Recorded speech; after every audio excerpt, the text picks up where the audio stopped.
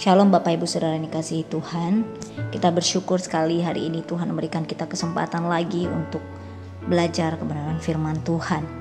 Bapak Ibu Saudara yang dikasihi Tuhan, hari ini kita belajar firman Tuhan di dalam Tawarikh pasal 20 ayat 1 sampai 37.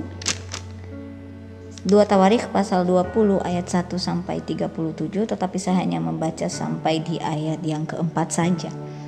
Saya akan bacakannya untuk kita. 2 Tawarikh pasal 20 ayat 1 sampai 4. Demikian firman Tuhan.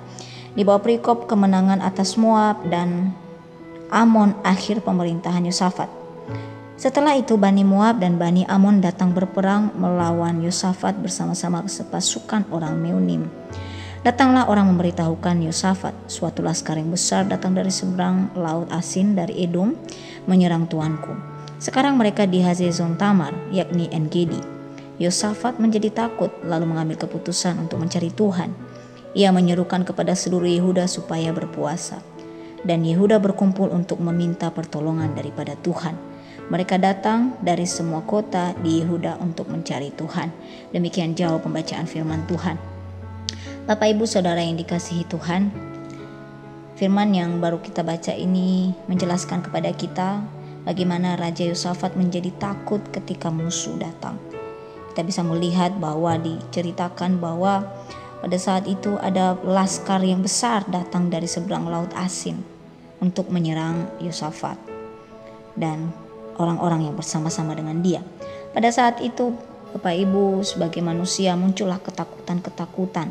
Bagaimana menghadapi musuh yang sebanyak itu, sebesar itu. Yang perlu kita ketahui bahwa masalah yang kita alami itu seizin dari Tuhan, tapi bukan cobaan dari Tuhan. Tuhan mengizinkan satu masalah boleh kita hadapi dengan satu tujuan, bahwa supaya kita bisa beriman, supaya kita semakin percaya kepada Tuhan, supaya iman kita semakin kokoh kepada Tuhan.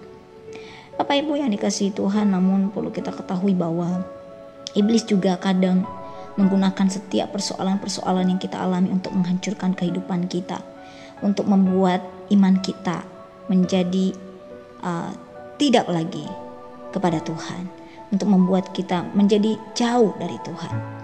Itulah sebabnya ketika kita menghadapi masalah, sebenarnya kita harus benar-benar berhati-hati, mengontrol setiap tindakan kita, mengontrol emosi kita. Jangan sampai kita marah, dendam, dan kemudian ada akar pahit yang akhirnya kita melakukan tindakan-tindakan yang disukai oleh iblis tapi tidak disukai oleh Tuhan. Dan itulah sebabnya di dalam setiap ketika kita mengalami situasi-situasi yang sulit, mengalami masalah persoalan, kita hendaknya membuat atau merasakan suatu keadaan emosi yang positif, yaitu kita coba memikirkan bagaimana cara untuk bersuka cita, bagaimana cara untuk kita bisa memikirkan, menyelesaikan, membebaskan diri dari masalah kita. Bapak Ibu yang dikasihi Tuhan, keputusan-keputusan yang kita ambil di saat kita mengalami situasi-situasi yang sulit, ketika kita mengalami situasi-situasi yang buruk, mengalami persoalan, itu menentukan apa yang akan terjadi kepada kita. Yosafat menjadi takut. Yosafat mengalami situasi yang sulit. Dia bingung mau melakukan apa. Namun dia mengambil keputusan yang tepat, yaitu dia mencari Tuhan. Ya, kita bisa lihat di ayat yang ketiga, Yosafat menjadi takut lalu mengambil keputusan untuk mencari Tuhan. Mengambil keputusan, dia menentukan apa yang baik menurut dia, dan menurut dia yang baik adalah dia mencari Tuhan. Bapak Ibu yang dikasihi Tuhan, dikatakan kalau kita baca dalam Yeremia pasal 17, di situ dikatakan bahwa terkutuklah orang yang mengandalkan kekuatannya sendiri, tetapi diberkati orang yang mengandalkan Tuhan. Dalam setiap persoalan kita mau cari Tuhan. Dalam setiap persoalan kita mau tanya Tuhan. Tuhan mau apa? Tuhan ingin kita melakukan apa? Tuhan ingin kita bergerak kemana? Sehingga kita bisa tahu apa jalan keluar supaya kita bisa melewati persoalan kita. Bapak Ibu yang dikasihi Tuhan, yang Tuhan sukai adalah pribadi seperti Yosafat, di mana Yosafat mau mencari Tuhan. Yosafat menyerukan kepada seluruh bangsa Israel, bangsa Yehuda pada saat itu, untuk mereka berpuasa. Dan yang mereka lakukan adalah satu tindakan yang dimana mereka ingin mempersilahkan Tuhan yang akan berperang bagi mereka. Mereka ingin mempersilahkan Tuhan yang akan melakukan bagian-bagian tertentu dalam hidup mereka. Bapak Ibu yang dikasihi Tuhan, ketika kita menghadapi tantangan-tantangan yang besar, jangan sampai kita mengecilkan kuasa Tuhan. Tindakan-tindakan kita yang tidak mempercayakan diri kepada Tuhan itu sebenarnya menunjukkan bahwa kita mengecilkan Tuhan. Ya. Yang benar adalah ketika kita menghadapi persoalan besar, kita harus ingat bahwa Tuhan memiliki kekuatan yang besar. Ya. Karena Dia adalah Allah yang luar biasa, yang tidak terbatas. Ia tahu apa yang Dia perbuat di dalam mengatasi pergumulan kita. Bapak Ibu, mungkin kita tahu bahwa kadang cara Tuhan itu tidak masuk akal, ya. Allah berkata di ayat-ayat sebelumnya pada bangsa Israel di dalam Keluaran, ya, ketika mereka pertama keluar, kemudian Tuhan berkata, kalian cukup diam saja, tenang saja, biar saya yang bekerja, biar Allah yang bergerak, biar Allah yang menentukan apa yang baik. Bapak Ibu, terkadang cara Tuhan untuk menolong kita itu kita nggak tahu, Bapak Ibu. Kenapa? Karena kita terbatas. Cara Tuhan itu kadang tidak masuk akal. Karena Allah itu menyuruh kita untuk diam. Artinya kita mau menenangkan hati kita, kita mau menaruh kepercayaan penuh kita kepada Tuhan. Karena kita takut, kita benar-benar terbatas. Maka biar Tuhan yang bergerak untuk kita. Biar Tuhan yang mau berperang untuk kita. Bapak Ibu yang dikasihi Tuhan, Yosafat adalah salah satu contoh yang luar biasa bagi kita. Kita melihat bahwa di ayat yang ke-17 sampai ayat yang ke-18 kita bisa melihat di situ Tuhan mengatakan, dalam peperangan ini tidak usah kamu bertempur, hai Yehuda dan Yerusalem, tinggallah berdiri di tempatmu dan lihatlah bagaimana Tuhan memberikan kemenangan kepadamu. Janganlah kamu takut dan terkejut, majulah besok menghadapi mereka, Tuhan akan menyertai kamu. Lalu berlututlah Yosafat dengan mukanya ke tanah. Sikap berlutut ini artinya dia memiliki kerendahan hati. Dia merendahkan dirinya serendah-rendahnya. Dan ini membuktikan bahwa dia mengakui kemahakuasaan Tuhan. Bapak Ibu, ketika seseorang sedang mengalami situasi sulit, ketika seseorang sedang terjepit, dia tidak tahu lagi harus berbuat apa, maka yang dilakukannya adalah dia benar-benar berserah dan dia memohon kepada seseorang untuk menyelamatkan, membebaskannya dari persoalannya.